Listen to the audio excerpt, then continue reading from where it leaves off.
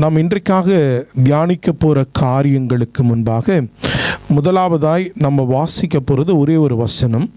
அந்த வசனம் அப்போஸ்தலர் நடபடிகள் 20வது அதிகாரம் 32வது வசனம். Acts of Apostles chapter 20 verse 32.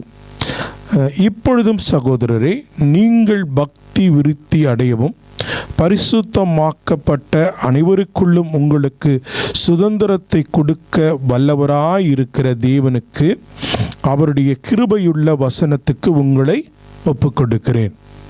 அப்போ தேவன் நம்மை ஒரு வசனத்திற்கு ஒப்பு கொடுத்த ஒரு காரியம். இன்றைக்கு தேவன் நம்மோடு கூட பேசும்படிக்கு தெரிந்து கொண்ட காரியம் அது ஆதியாகமத்தின் புஸ்தகம் 1-3 அதிகாரங்கள். இந்த செய்திக்கு தலைப்பு என்னன்னா, உருவாக்கப்பட 6 நாள், இழந்து போக 1 நாள். உருவாக்கப்பட 6 நாள், இழந்து போக ஒரே 1 நாள் தான்.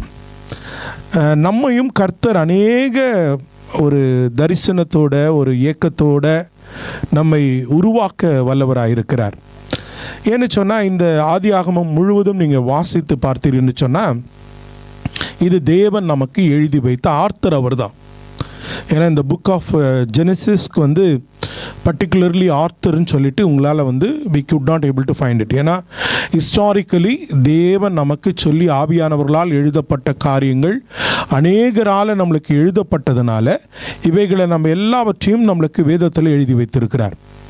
அப்போ இந்த ஆதியாகமம் வாசிக்கும் போது நமக்கு ஒரு விஷயம் நல்லா புரியணும். தேவன் என்னோடு கூட நேரடியாக பேசுகிறார். அவரே எனக்கு இன்ஸ்ட்ரக்ட் பண்ணுறார். நான் எப்படி செய்தேன், எப்படி இந்த காரியத்தை பூமியை உண்டாக்கினேன், மனுஷனை உண்டாக்கினேன், எப்படி காரியங்களை பண்ணினேன். அப்போ நமக்கு ஒரு இன்டர் ரிலேஷன்ஷிப் அதில் உணரணும். அப்போ இந்த அதிகாரங்களை வாசிக்கும்போது 2-3 காரியங்கள் நான் உங்களோடு கூட பேச கர்த்தர் உதவி செய்வார் என்று விசுவாசிக்கிறேன். ஏனென்று சொன்னால், இப்போ குழந்தைகள் எல்லாம் நம்ம கூட இந்த மனப்பாட வசனங்கள் காரியங்கள் பண்ண போகிறதுனால ரொம்ப சுருக்கமாய் காரியங்களை சொல்லுகிறேன். நீங்கள் ஆதியாகமம் வாசிச்சிருப்பீங்க, ஜெனசிஸ் வாசிச்சிருப்பீங்க. நீங்கள் சாப்டர் 2ல் பார்த்தீங்கன்னா ஒரு காரியத்தை கர்த்தர் காண்பித்து கொடுப்பார். அதே போல் சாப்டர் 1லையும் சாப்டர் 2லையும் ஒரே மாதிரி இருக்காத ஒரு காரியம். ஏன்னு சொன்னால், முதலாவதாக 26வது வசனத்தில் ஆண்டவர் சொல்வார். அங்கே பார்த்தீங்கன்னா ஒரு காரியத்தை நமக்கு சொல்லி கொடுப்பார். என்ன கொடுப்பாரு?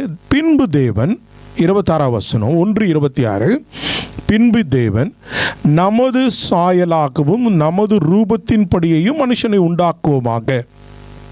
அப்போ தேவன் நமக்கு சொல்லுகிற இந்த நமது சாயலாய்.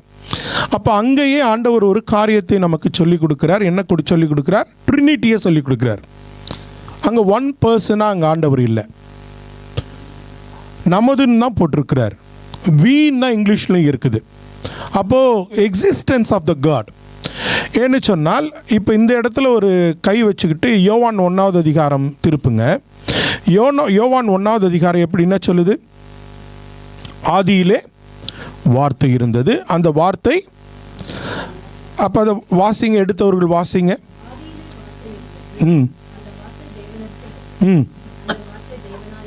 ஆமாம், அந்த வார்த்தை தேவனாயிருந்தது. வாசிங்க. அவர் ஆதியிலே தேவனோடு இருந்தார், சகலமும் அவர் மூலமாய் உண்டாயிற்று, உண்டானதொன்றும் அவராலே அல்லாமல் உண்டாகவில்லை. அவருக்குள் ஜீவன் இருந்தது, அந்த ஜீவன் மனுஷருக்கு ஒளியாக இருந்தது. நல்லா கவனிக்க வேண்டிய ஒரு காரியம்.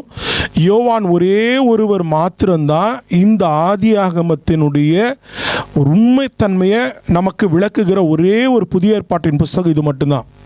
ஏன்னு சொன்னால், இந்த 1வது அதிகாரத்தை ஒரு எக்ஸிஸ்டன்ஸ் ஆஃப் காட். அநேக நேரங்களில் ஒரு புரியாத ஒரு காரியம் என்னென்னா, வார்த்தைக்கு இவ்வளோ பவர் இருக்கிறது.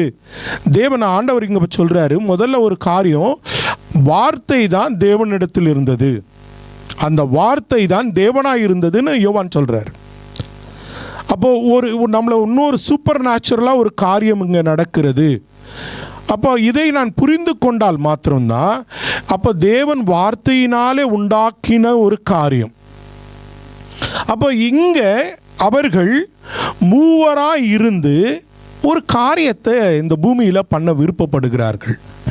என்ன விருப்பப்படுறாங்கன்னு பார்த்தீங்கன்னா, தனக்கு வேண்டிய ஒரு காரியத்தை மாத்திரம் இல்லாமல், செல்ஃபிஷாக இல்லாமல், தேவனுக்கு ஒரு கூட இருக்கிற ஒரு மனுஷனை உண்டாக்குவோம், இந்த மனுஷன் பலுகி பெருகத்தக்கதாய் அநேகர் நம்மோடு கூட ஜனங்கள் எல்லோரும் தன்னை போலவே இருக்கத்தக்கதாய். ஏன்னு சொன்னால் இந்த வசனம் ரொம்ப முக்கியமான ஒரு காரியம். அந்த முதலாவது அதிகாரத்தில் திருப்பி வாசிக்கிறப்போ தேவன் ரொம்ப அழகாக சொல்கிறார். ஏன்னு சொன்னால் அடுத்த வசனம் சொல்கிறாரு, அவன் மனுஷனை உண்டாக்குவோமாக, அவர்கள் சமுத்திரத்தின் மச்சங்களையும் ஆகாத்து பறவைகள் மிருக ஜீவன்கள் பூமி அனைத்தையும் பூமியின் மேல் ஊறும் சகல பிராணிகளையும் ஆடக்கடவார்கள் என்றார். தேவன் தம்முடைய சாயலாக மனுஷனை சிருஷ்டித்தார். இதுதான் ரொம்ப முக்கியமான ஒரு காரியம். தேவனுடைய சாயலாகவே சிருஷ்டித்தார், ஆணும் பெண்ணுமாக சிருஷ்டித்தார். அப்போ என்னை உருவாக்கும் போது தேவன் அவரை போலவே இந்த யூனிவர்ஸ் முழுவதும் இருக்கணும்னு எதிர்பார்த்தார். நல்லா கவனிக்க வேண்டிய ஒரு காரியம். மண்டையில் நமக்கு நல்லா எனக்கு அடித்த ஒரு காரியம் என்னென்னா, அவரை போலவே உருவாக்கினவர்கள் தான் ஆதாமும் ஏவாளும். No difference. தமது சாயலாகவேன்னு சொல்லும்போது குளோனிங் இப்படின்னு சொல்கிறோம்ல, ஒரு மனுஷனை க்ளோன் பண்ணுறோன்னு இன்றைக்கி இந்த 2025 ஆண்டில் நமக்கு விஞ்ஞானம் விளங்கி அப்படியே பயங்கரமாக போயிட்டு இருந்தாலும் க்ளோன் பண்ணுறாங்க. ஒருவரை போலவே ஒருவர் உண்டாக்குறோம் அப்படின்னு சொல்கிறோம். நீங்கள் யோசிச்சு பாருங்கள், அப்படி உருவாக்கின தேவன் ஒரு வித்தியாசத்தையும் மனுஷனில் வைக்கல. அவருக்கு இருந்த அதே பவரை மனுஷனுக்கும் வைக்கிறார். ஏன்னு சொன்னால் ஆண்டவர் என்ன சொல்கிறாரு, அவர்கள் பூமி பிராணிகளை ஆள கடவார்கள் என்று சொன்னார். He gave that a responsibility. மனுஷனை முழுவதுமாய் கொண்டார்கள். இது ஒரு இன்ட்ரோடக்ஷனாக தான் சாப்டர் 1 எழுதுகிறார். ஏன்னு சொன்னால் ஏவாளை இன்னும் உண்டாக்கல ஆண்டவர். இது அவர்களுக்குள்ளே நடக்கிற டிஸ்கஷன். நம்ம அநேக நேரங்கள் என்ன யோசிப்போம்னா, இங்கே ஆண்டவர் ஆதாம் எவ்வளோ உண்டாக்கிட்டாருன்னு யோசிப்போம். அவர்கள் பேசுகிறதை ஆவியானவராக அவங்களுக்குள்ளே நடக்கிற டிஸ்கஷனை தான் இந்த இடத்துல எழுதி வைத்திருக்கிறார். அதனால தான் இந்த நம்ம வாசிக்கும்போது ஒரு காரியத்தை நல்லா கவனித்து உற்று பார்க்கும்போது நமக்கு புரியும். ஆதாம் ஏவாள் இந்த இடத்துல உருவாக்கப்படலை. இந்த காரியங்கள், இந்த டிஸ்கஷன் அவர்களுக்குள்ளே நடக்கிற ஒரு டிஸ்கஷன். அவர்கள் நமக்கு ரெக்கார்டாக எழுதி வச்சுட்டு போயிருக்கிறாங்க. அப்போ அவங்களுக்குள்ளே நடந்த டிஸ்கஷன் என்ன? ஒரு மனுஷனை உண்டாக்குவோம், ஒரு பெண்ணை உண்டாக்கும், ஒரு ஆணை உண்டாக்கும், அவர்களை பூமியில் நம்ம சாயலாகவே உண்டாக்குவோம், அவர்கள் பலுகி பெருகுவார்கள், அவர்கள் இந்த பூமியை முழுசும் ஆளுவார்கள், அவர்களுக்கிட்ட நம்ம கொடுத்துருவோம் அப்படின்னு சொல்லிட்டு அவங்களுக்குள்ள ஒரு பிளான் பண்ணுறாங்க. பிதாவான தேவன் அன்றைக்கு உருவாக்குறதுக்கு முன்னாடி நம்மளை ஒரு திட்டத்தோடு தான் உருவாக்கி இருக்கிறார் நம்ம சொன்னோம்ல. இப்போ சாட்சி சொல்லும்போது சொன்னாங்கல்ல, God has a purpose for you. ஆண்டவர் உங்களை எண்ணி ஏதோ ஒரு ஏனோ தானோன்னு சொல்லிட்டு ஏதோ அர்ஜென்ட்டில் க்ரியேட் பண்ணலை. இப்போ சொன்னாங்க, எவ்வளோ பேர் நமக்கு சாட்சிகள் கேட்டிருக்கிறோம், எத்தனை பிரசவங்களில் கர்த்தர் கிருபை செய்கிறத பார்க்குறோம். ஏன் ஆண்டவர் அந்த பிள்ளைகளை பிறக்க செய்கிறார்? ஏன் அத்தனை ஸ்ட்ரகிள் அந்த பிள்ளை பிறக்கிறது? அது செத்து போயிரும் சொல்கிறாங்களே, அபார்ஷன் ஆயிரும் சொல்கிறாங்களே, ஆனால் கர்த்தர் அதை பிறக்க செய்கிறார் அல்லவா? அப்போ என்ன காரணம்? அவருக்கு ஒரு திட்டம் இருக்கிறது. அந்த குழந்தையின் மேலே, அந்த பிறக்க போகிற மனுஷன் மேலே ஆண்டவருக்கு அவனை கொண்டு, அந்த பிள்ளையை கொண்டு, அந்த மகளை கொண்டு ஏதாவது ஒன்று செய்ய தான் கர்த்தர் முயற்சி பண்ணுறார். அந்த முயற்சி தான் நீங்களும் நானும் உங்களுக்கு நீங்கள் சொல்லி கொண்ட ஒரு முதல் காரியம் என்னன்னா, என்னை கர்த்தர் திட்டம் இல்லாமல் உண்டாக்கவில்லை. என்னை ஏதோ ஒன்று ஏனோ தானோன்னு சொல்லிட்டெல்லாம் உருவாக்கலை. என்னை உருவாக்க தேவன் ஒரு நேரம் எடுக்கிறார். அதான் தாவீது ராஜா ரொம்ப அழகாக சொல்கிறார், அவருடைய கண்கள் என்னுடைய கருவை கண்டதேன்னு சொல்கிறார். அப்போ உங்களுக்கு தெரிய வேண்டிய முக்கியமான ஒரு காரியம் என்ன? நான் ஏதோ ஆக்சிடென்டெல்லாம் கர்த்தர் உருவாக்கலை. அப்போ இந்த அதிகாரத்தில் இப்படி உருவாக்கப்பட்ட மனுஷன் 6 நாட்கள் கர்த்தர் ஒன்னொன்னையும் பார்த்து பார்த்து பார்த்து செய்கிறார். யாருக்காக செய்கிறாரு? நம்ம உருவாக்க போகிற ஆணும் பெண்ணுக்கும் உருவாக்க போகிறேன்றார். இப்போ தேவனுடைய இருதயத்தை நம்ம பார்த்தோம்.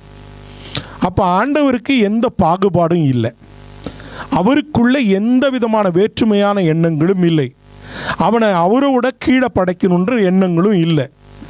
முதல் காரியம், அப்போ தேவனை இன்றைக்கு புதிய ஏற்பாட்டின் காலத்தில் வந்துட்டு எல்லாம் சொல்கிறோம். என்ன சொல்கிறோம்? கிறிஸ்துவை போல மாறணும், கிறிஸ்துவை போல மாறணும், கர்த்தரை போல மாறணும், தேவனுக்காக மாறணும்னு சொல்கிறத இதை தான் சொல்ல வர்றார்.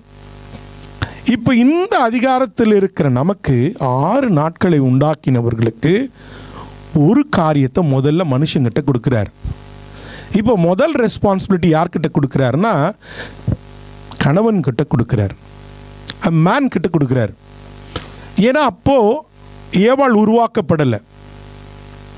நீங்கள் அந்த ஏதேன் தோட்டத்துக்குள்ளே போயிடணும். ஏதேன் தோட்டத்துக்குள்ளே போனால் தான் உங்களுக்கு புரியும். கற்பனை பண்ணி பார்க்கும்போது தான் தெரியும். ஆண்டவருக்கும் ஆதாமுக்கும் ஒரு டிஸ்கஷன் நடக்குது. ஆண்டவர் சொல்கிறார், ஒரு காரியத்தை முதல்ல சொல்கிறார், தேவனாகிய கர்த்தர் மனுஷனை ஏதேன் தோட்டத்தில் அழைத்து கொண்டு வந்து அதை பண்படுத்தவும் காக்கவும் வைத்தார். தேவனாகிய கர்த்தர் மனுஷனை நோக்கி, நீ தோட்டத்தில் உள்ள சகல விருட்சத்தின் கனியை புசிக்கலாம். முதலாவதாக அவங்களுக்கு ஒரு இன்ஸ்ட்ரக்ஷன் கொடுக்குறார், ஒரு டிஸ்கஷன் சொல்கிறார். என்ன டிஸ்கஷன்?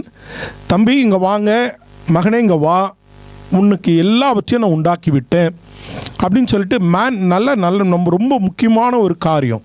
வீட்டின் தலைவன் அண்ணனாக இருக்கலாம், பிரதராக இருக்கலாம், பாஸ்டராக இருக்கலாம், இல்லை டீச்சராக இருக்கலாம். ஒரு மேனாக இருக்கும்போது ஒரு மேனுக்கு கொடுக்க வேண்டிய ஒரு முக்கியமான responsibility. why man is been considered. ஏன்னா பெண்களும் இதை புரிந்து கொள்ள வேண்டிய ஒரு முக்கியமான செய்தி இது. ஏன் ஆண்டவர் முதல்ல மேனை உண்டாக்குறாரு, ஏன் ஒரு ஆணை உண்டாக்குனாரு அப்படின்றதுக்கு ஒரு நோக்கம் உண்டு. அதையும் நோக்கம் இல்லாமல் செய்ய மாட்டார். நான் முதல்ல காரியமே அதான் சொன்னேன், ஏன் மனுஷர் பெண்ணை உண்டாக்கியிருக்கலாமே ஆண்டவர், ஏன் ஆண்டவர் ஆணை உண்டாக்குனார்? there is a reason. கர்த்தர் அதை தான் கொண்டு வருகிறார். இதை கொண்டு வர்றதுக்கு தான் ஆதியாம நான் போய் படிக்கும்போது தான் தேவனோடு கூட வார்த்தை. ஏன்னா இது யாரோ ஒருத்தர் எழுதி வைக்கல, தேவன் சொன்ன வார்த்தை. அப்போ அவர் சொல்கிறாரு, பின்னும் கர்த்தர் தேவனாகிய கர்த்தர் மனுஷன் தனியாய் இருப்பது நல்லதல்லன்னு சொல்லிட்டு தான் அவங்ககிட்ட முதல்ல ஒரு கமாண்ட்மெண்ட்டை சொல்லிட்டு, தம்பி நீ இதை பண்ணக்கூடாதுன்னு, நீ எல்லாவற்றையும் செய்யணும் சொல்லிட்டு மனுஷியை உண்டாக்க முயற்சி பண்ணுறார். மனுஷியை உண்டாக்கும்போது கர்த்தர் ஆப்ஷன் கேட்கல. ஆதாம் கிட்ட கூப்பிட்டு, ஆதாமே உனக்கு எப்படிப்பட்ட ஒரு பெண் வேண்டும் என்று கேட்கவில்லை வேதத்தில். ஆண்டவர் என்ன பண்ணுறாரு? அவனை கோமால கொண்டு போயிடுறார், அயர்ந்த நிர்த்தரைக்குள்ளே அவனை கொண்டு போயிடுறார். அதனால தான் நிறைய நேரங்களில் வார்த்தைகள் இப்படியாக இருக்கிறது. நமக்கு ஏற்ற துணை உண்டாக்குவேன்னா வேதம் சொல்லுகிறது. வாசிங்க, அந்த இடத்துல கர்த்தர் சொல்றாரு, என்ன சொல்றாரு? பின்பு தேவனாகிய கர்த்தர் மனுஷன் தனியா இருப்பது நல்லதல்ல, ஏற்ற துணையை அவனுக்கு உண்டாக்குவேன் என்றார். திரும்ப அவருக்குள்ளே அவங்களுக்குள்ளே பேசுறாங்க. சொல்லிட்டு இதற்கு முன்னாடி ஆண்டவர் என்ன பண்றாருன்னா, மிருக ஜீவன்கள் எல்லாவற்றையும் ஆண்டவர் மனுஷங்கிட்ட கொண்டு வர்றாரு. இந்த ஏற்ற துணையை உண்டாக்குறதுனுடைய நோக்கம் புரியணும் நமக்கு. எல்லா விதமான மிருகம் கொண்டு வர்றார். மனுஷனுக்கு அவங்க எதுவுமே பார்ட்னராக இல்லை.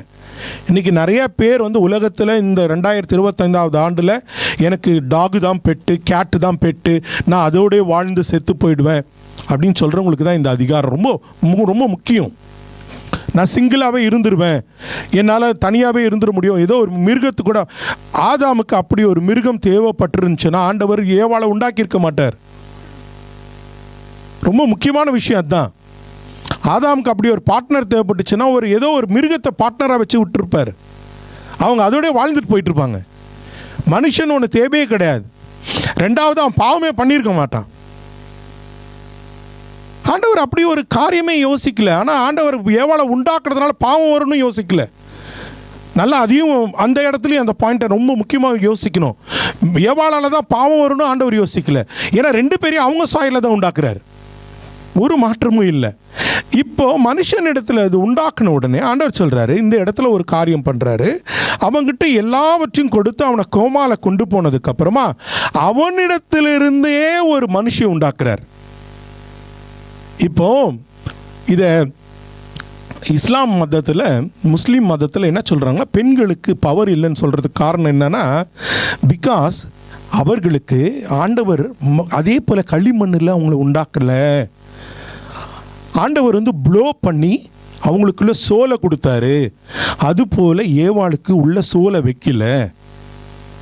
ஆயினால பெண்களாகவே பார்க்கணும் இல்லை, அவங்கெல்லாம் கொடுக்கப்பட்ட ஒரு கமாடிட்டி. அவங்கள வேணும்னா யூஸ் பண்ணிக்கலாம். இதுதான் அநேக மக்களுக்கு புரிகிற, இஸ்லாமில் நிறைய பேர்களுக்கு சொல்லப்படுகிற ஒரு காரியம்தான். அதனால தான் நிறைய பெண்களிடத்தில் ஒரு ஆண் அவர்கள் நிறைய பெண்களை கல்யாணம் பண்ணிக்கிறதுக்கு முஸ்லீம் இதில் மதத்தில் பார்க்குறப்ப காரணம் என்னன்னா, அவர்கள் பெண்களுக்கு they don't have a soul. அதனால் அவர்களுக்கு ஒரு காரியமும் இல்லை, அவங்கெல்லாம் ஒன்றுமே இல்லை, அவங்கெல்லாம் போனதான் நம்மளை தான் கர்த்தர் கேட்பார். இதை தான் ஆண்டவர் இல்லைன்றாரு. இங்கே என்ன பண்ணுறாருன்னா, அவனுக்குள்ளே இருக்கும்போது அவனிலிருந்து இன்னொருவரை உண்டாக்குற தேவன். இப்போ இங்கே உண்டாக்கிட்டார். உண்டாக்கின உடனே ஏவாளிடத்தில் மேன் ஒரு காரியத்தை தன்னுடைய மனைவியின் இடத்துல சொல்ல வேண்டிய கடமையை கொடுத்த கர்த்தர் ஆதாம் ஏவாளிடத்தில் எந்த அளவுக்கு தெளிவாக இந்த சத்தியத்தை சொல்லியிருந்தார்னா, ஏவாள் கீழ்ப்படிஞ்சிருப்பாங்களா? கீழ்ப்படிஞ்சிருக்க மாட்டாங்களா? கட்டாயமாக கீழ்ப்படிஞ்சிருப்பாங்க இல்லையா? ஏன்னு சொன்னால், அப்போ அது சரியான விதத்தில் கன்வே ஆகலையோ அப்படின்ற ஒரு கேள்வி நமக்கு வருகிறது. அப்போ கேள்வி வருகிறதுனால தான் சாத்தான் அவங்கள சோதிக்கும் பொழுது ஏவாள் விழுந்து போகிறதுக்கான வாய்ப்பு கிடைக்குது. இப்போ நல்லா கவனிங்க. ஏன் என்று சொன்னால், இந்த செய்தியை சொல்லும்போது ஏவாள் இல்லை, உருவாக்கப்படலை. ஆண்டவர் தான் முதல் ஆதாம் கிட்ட சொல்கிறார். ஆதாம் கிட்ட சொன்னதுக்கு அப்புறமா தான் ஆதாம் ஏவாளுக்கு சொல்லணும். இப்போ ஏவாள் ஏன் கீழ்ப்படினு இப்போ பேதுரு எழுதும்போது என்ன சொல்கிறாரு? மனைவிகளே உங்கள் புருஷருக்கு கீழ்ப்படியுங்கள். ஏன்னு சொல்கிறாரு? அதனால தான் ஒரு இன்ஸ்ட்ரக்ஷனை சரியாக கேட்டால் தான் நீங்கள் கீழ்ப்படிய முடியும். ஆண்டவர் ஒரு ஆர்டரில் தான் வைக்கிறார். இப்போ 2 பேருக்கு இன்ஸ்ட்ரக்ஷன் சொல்லும்போது கஷ்டம், கோஆர்டினேட் பண்ணி ஆண்டவரிடத்தில். அதனால தான் ஆண்டவர் சொல்கிறார், ஒன்றுக்கு ஒன்றோடு இணைக்கத்தக்கதாய் ஏற்ற துணியை உண்டாக்கி இருக்கிறேன்ப்பா. நான் ஒவ்வொருவருக்கும் தனித்தனியாக நான் சொல்லணும் இல்லைப்பா, நீங்கள் குடும்பமாக என்னிடத்துல வாங்க. அப்போ கணவன் சரியான முறையில் ஒரு மனைவியை நடத்துகிறது எவ்வளோ முக்கியமோ அதே அளவுக்கு முக்கியம் மனைவி கணவனிடத்தில் கீழ்ப்படுகிறதும் கணவனுடைய வார்த்தைகளுக்கு செவி கொடுக்கிறது ரொம்ப முக்கியம். இதை தான் இந்த இடத்துல புரிந்து கொள்ள வேண்டிய ஒரு காரியம். ஏன்னு சொன்னால், 3வது அதிகாரத்தில் வரும்போது சொல்கிறாரு, ஆனாலும் தோட்டத்தின் நடுவில் இருக்கிற விருட்சத்தின் கனியை குறித்து தேவன் நீங்கள் சாதாதபடிக்கு அதை புசிக்கவும் தொட வேண்டும் என்று சொன்னாள். பிசாசு கேட்டவுடனே இவங்களுக்கு ஏவாளுக்கு புரிஞ்சிருச்சு. என்ன புரிஞ்சிருச்சு? ஆதாம் சொன்னது அப்படியே சொல்கிறாங்க. அப்போ ஆதாம் கடத்தி இருக்கிறானா இல்லையா? முதல்ல நமக்கு என்ன புரிஞ்சிச்சு? ஆதாம் ஒருவேளை கீழ்ப்படியாததுக்கு ஏவாள் கீழ்ப்படியாததுக்கு ஒருவேளை ஆதாம் சரியாக சொல்லியிருக்க மாட்டாருன்னு ஒரு எண்ணம் வந்திருக்கும். ஆனால் இங்கே ஏவாள் கரெக்டாக தான் சொல்கிறாங்க. அப்போ கணவன் சொல்லிட்டார் கரெக்டாக, ஆனால் மனைவி தான் கீழ்ப்படியலை. இப்போ இந்த வார்த்தையை அவங்க சொல்லிட்டாங்க. ஆனால் சர்பம் என்ன சொல்கிறான்னா, நீங்கள் சாகிறது இல்லைன்ற ஒரு பொய்யை சொல்கிறான். முதல்ல நீங்கள் சாப்பிட்டா சாகிறது இல்லை. ஆனால் ஆண்டவர் என்ன சொன்னார்? இந்த கனியை நீ புசிக்கும் போது ஆண்டவர் சொல்கிறாரு, நீ சாகவே சாவாய். ரொம்ப அழகாக சொல்கிறார். ஆனாலும் நன்மை தீமை அறியத்தக்க விருட்சத்தின் கனியை புசிக்க வேண்டாம், அதை நீ புசிக்கும் நாளிலே சாகவே சாவாய் என்று கட்டளையிட்டார். ஆனால் இந்த இடத்துல வரும்போது அவன் என்ன பண்ணுறான்? நீ சாகிறது இல்லைன்னு உடனே பொய்யை ஏவாள் நம்புறான். ஏவாள் நம்புறா. யாருமே நமக்கு எப்பவுமே நம்ம அழைப்பு ஒன்று சொல்லும்போது இதை விட ஒரு மேக்னிஃபைடு வெர்ஷனில் சொல்லும்போது ஒரு உண்மையாக இருக்குமோ? ஆண்டவர் சொன்னார், ஆனால் இது உண்மையாக இருக்குமோ? அப்போ அவளுக்கு என்ன வந்துருச்சுன்னா, சாகவே சாகான்றது தான் டிஸ்கவுண்ட் மாதிரி. இப்போ எப்படின்னா, நம்ம போன உடனே ஒரு ஷாப்புக்குள்ளே போனோடனே 80% டிஸ்கவுண்ட்னா நீங்கள் அதை எடுப்பீங்களா? 10% டிஸ்கவுண்ட் இருக்கிறத எடுப்பீங்களா? உங்களுக்கு டெம்ட் ஆகும். எது பெஸ்ட்டோ? நான் சாகவே மாட்டேன்னா என்ன பண்ணுவோம்? நம்ம சாப்பிட்டா கடைசி வரைக்கும் உயிரோடு இருப்போம். அதுதான் டெம்டிங். ஆண்டவர் சொன்னார், ரொம்ப அழகாக இருக்குது. உங்கள் அழைப்பை இழந்து போகிறது எங்கே நல்லா கவனிக்க வேண்டிய ஒரு காரியம். இங்கே தான் இந்த பொய்யை நம்பின உடனே அவர்களுடைய அழைப்பை இழந்து போகிறார்கள். அது மாத்திரம் இல்லை, மனைவியால் தன் கணவனையும் இன்ஃப்ளூயன்ஸ் பண்ண முடியுது. அந்த பழத்தை எடுத்துட்டு வந்து கணவனுக்கும் கொடுக்கிறார்கள். நல்லா கவனிங்க, ஆண்டவர் எழுதி வைத்திருக்கிறார், 6 நாள் ஆச்சு எனக்கு இதை உண்டாக்க. உங்களை ஒரே நாளில் உண்டாக்கி உங்களை கொண்டு போய் ஏதேன் தோட்டத்தில் வைத்தேன். ஆனால் நீங்கள் ஒரே ஒரு நாளில் உங்களுக்காய் உண்டாக்குன இவ்வளோ அழகான தோட்டத்தை, இவ்வளோ பெரிய அழைப்பை ஒரே ஒரு பாவத்தால் இழந்து போயிட்டீங்களே. உங்களுக்காக எல்லாவற்றையும் உண்டாக்குனேன். உங்களை நம்பி நீங்கள் யோசிச்சு பாருங்க. இப்போது சொன்னாங்க, ஏடனை வந்து கிரியேட் ஆக வரும்போது அவ்வளோ கஷ்டம், பிறக்கவே மாட்டான், அண்டர் வெயிட் எல்லாமே.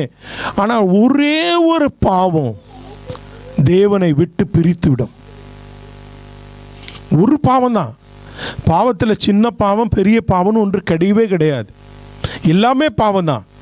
இந்த ஒரு பாவம் தேவனை இடத்திலிருந்து என்னை பிரித்து விடும். ஒரே ஒரு கேரக்டர் மட்டும் நான் சொல்லி இந்த செய்தியை முடிக்கிறேன். ஒரே ஒருவர் தான், யாரும் பார்க்கல. ஆண்டவர் ஆதாம் ஏவாளை வைக்கும்போது கூட அங்கே ஒரு சிசிடிவி கேமரா வைக்கல. ஆண்டவர் யாரையும் ஒரு போர்ச்சேவகரை வைக்கல, ஏதோ மிருகத்தை வைக்கல. இவங்களை பார்த்துங்க, இந்த கனியை புசிக்காதபடி பார்த்துங்கன்னு. நான் அதனால தான் அப்போஸ்தலர் வாசிக்கும்போது சொன்னேன், உங்களுக்கு சுதந்திரத்தை கொடுக்கிறவர், முழு ஃப்ரீடம். அந்த ஏதேன் தோட்டத்தில் ஆதாம் ஏவாளுக்கு முழு ஃப்ரீடம். கமாண்ட், ஒரே ஒரு இன்ஸ்ட்ரக்ஷன் மட்டும் தான் சொல்லிட்டு போனார், இதை பண்ணாதீங்கப்பா, இதை கேரி பண்ணுங்கப்பான்னு. ஆனால் அவர்கள் என்ன பண்ணலை, அதை கீழ்ப்படியலை. இதே நிலைமை தான் அப்போஸ்தலர் நடவடிக்கைகள் 39வது அதிகாரத்தில் யோசேப்பு குறித்து பார்க்குறோம். யோசேப்பை குறித்து பார்க்கும்போது நமக்கு ரொம்ப அழகாக இருக்குது ஒரு காரியம். அவனும் தன் எஜமானுடைய மனைவியின் சொல்லுக்கு இணங்காமல் அவளை நோக்கி, இதோ வீட்டிலே என்னிடத்தில் இருக்கிறவைகள் யாதொன்றையும் குறித்து என் ஆண்டவன் விசாரியாமல் தமக்கு உண்டான எல்லாவற்றையும் என் கையிலே ஒப்பித்திருக்கிறார். இந்த வீட்டிலே என்னிலும் பெரியவன் இல்லை. நீ அவருடைய மனைவியாய் இருக்கிறபடியால் உன்னை தவிர வேறொன்றையும் அவர் எனக்கு விலக்கி வைக்கவில்லை. இப்படி இருக்க நான் இத்தனை பெரிய பொல்லாங்கு உடன்பட்டு தேவனுக்கு விரோதமாய் பாவம் செய்வது எப்படி? அதேதான் தாவீது ராஜா 51வது சங்கீதத்தை இதான் எழுதுறாரு. என்ன எழுதுறாரு? ஆண்டவர், உமக்கு விரோதமாகவும் உம்முடைய பரத்துக்கு விரோதமாக நான் பாவம் செய்தேன். அப்போ யோசேப்புக்கு அதனுடைய ஒரு அழைப்பினுடைய முக்கியத்துவம் இருந்து புரிஞ்சிச்சு. ஆண்டவர் ஆதாம் ஏவாள் இடத்துல எழுந்து போனதை ஒவ்வொரு மனுஷனிடத்திலும் தேடுறார். இதுதான் செய்தியே ரொம்ப முக்கியமான ஒரு காரியமே. உங்களையும் என்னையும் உருவாக்கி ஆண்டவர் ஏன் ஒரு மனுஷனை தேடிட்டே இருக்கிறார்னா, யார் ஒருத்தன் டிசப்பாயிண்ட் பண்ணாம தேவனை போல கடைசி வரையிலும் மரிக்கிற வரையிலும் வாழ்வான். நம்மளுக்கு பாவ மன்னிப்பு ஒன்று கிடைக்குது.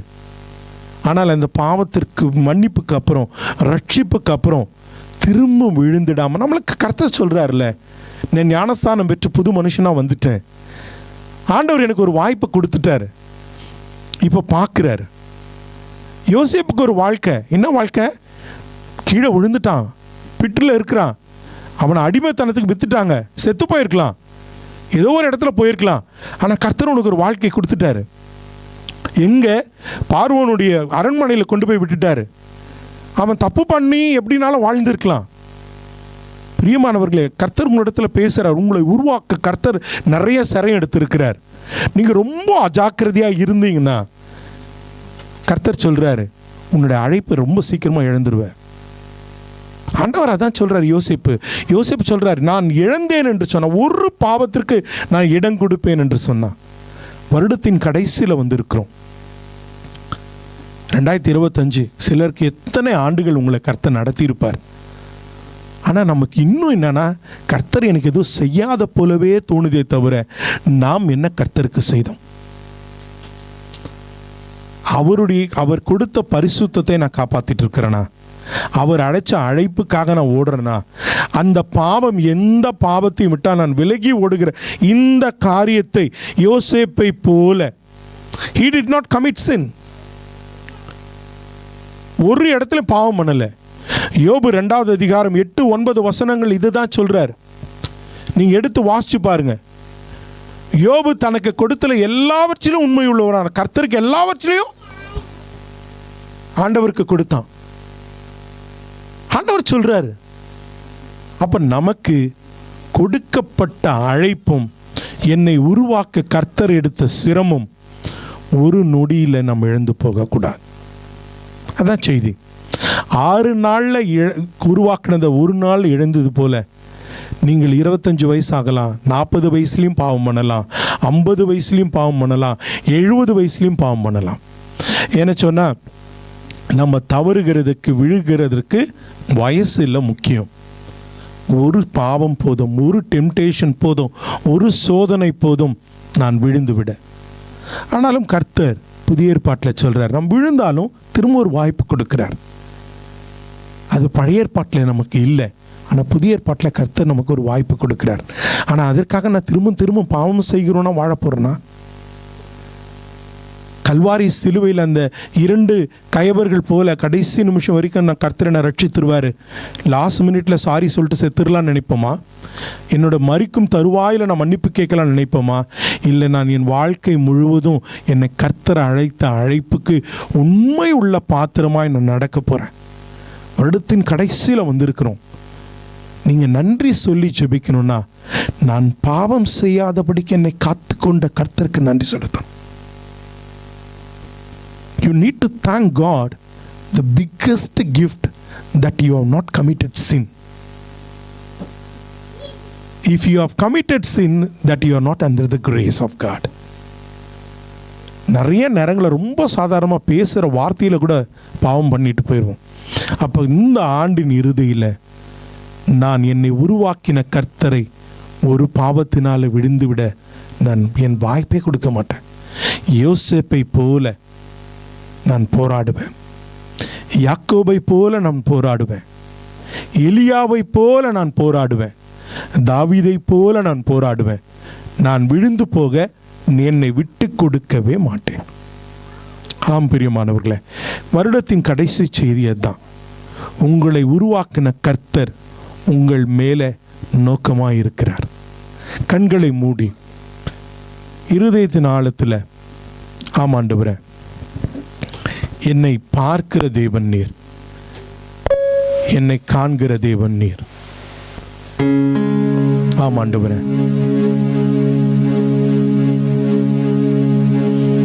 நான் எத்தனை பெரிய பாக்கியம் பண்ணியிருக்கிற ஆண்டவரே, உம்முடைய மகனாய் இருக்கிறதுக்கும் உம்முடைய மகனாய் இருக்கிறதுக்கும் எத்தனை பெரிய பாக்கியம் பண்ணியிருப்ப ஆண்டவரே.